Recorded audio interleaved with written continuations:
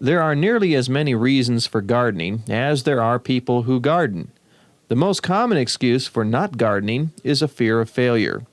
The best cure is to start small and learn as you go. But let's look at some basics to make even a beginner successful. Start by selecting a garden site that's fertile. A site that supports lush weed growth is a likely spot. Good drainage is important too.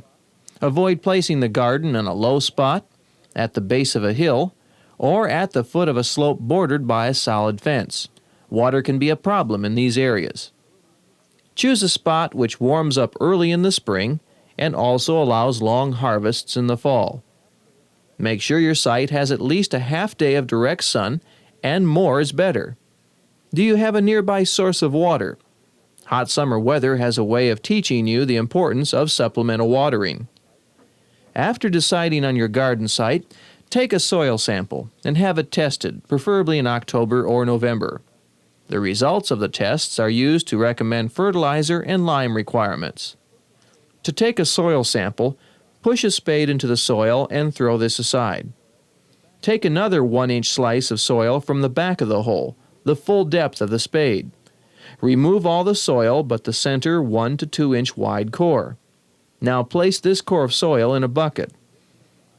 Repeat the procedure in different spots to get a representative sample of the whole garden and to obtain about 1 pint of soil. Mix the composite sample well and place it on a paper to dry for about 2 days at room temperature. Fall plowing is also a good idea. Spring weather in many parts of the country tends to be wet, and if you spaded or tilled your garden the previous fall, you will still be able to take advantage of the occasional warm, dry spells in spring to plant rather than starting from scratch. If the soil texture in your garden is more like potter's clay than rich loam, fall is the only time to incorporate grass clippings, shredded leaves, and compost. You can also sow a cover crop like winter rye to add more organic matter when tilled next spring. Winter rye will germinate even when the snow is in the air. Make the most of February. Draw your garden plan on graph paper. Place rhubarb, asparagus, chives, and horseradish along one side of the garden, since these could remain for 6 to 12 years. Tall plants like sweet corn, steak tomatoes, and pole beans should be planted on the north or west side of the garden where they won't shade smaller crops. Rotate your crops from year to year. It helps prevent disease buildup and spread. Think small at first, keeping gardening manageable and enjoyable so the weeding doesn't overwhelm you before harvesting the first radish.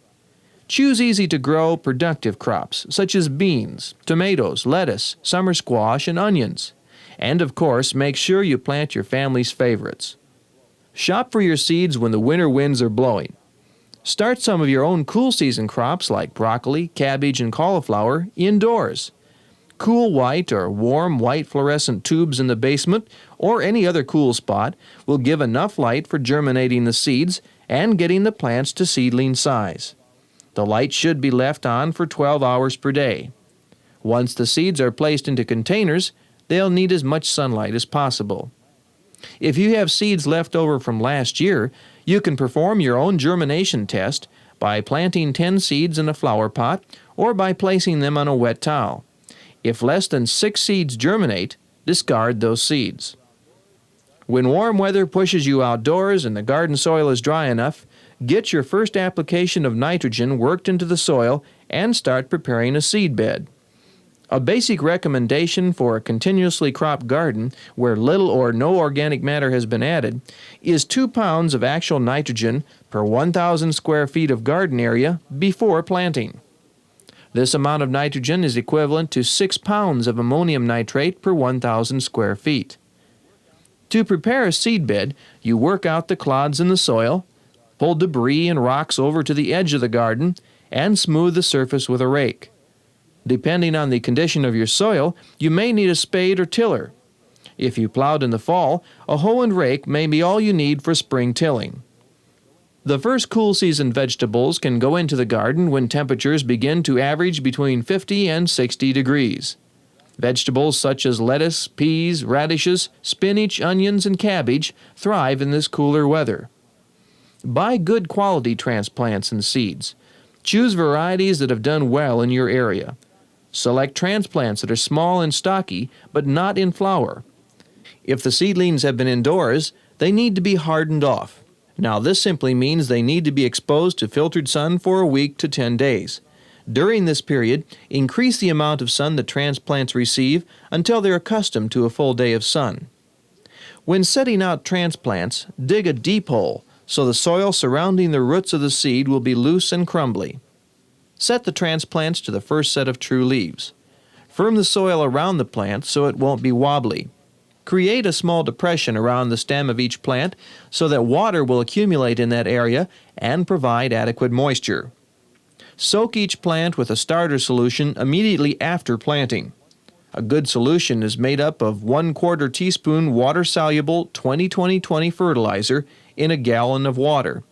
Use 1 cup of this solution for each plant. For planting seeds, follow the simple planting instructions on the seed packets. Don't bury the seeds under a mountain of soil. If the seed is to be planted 1/4 inch deep, get as close to that depth as possible. Another helpful hint at planting time is to place a board over a row where you have sown lettuce, carrots, radishes, beans, or onion seed.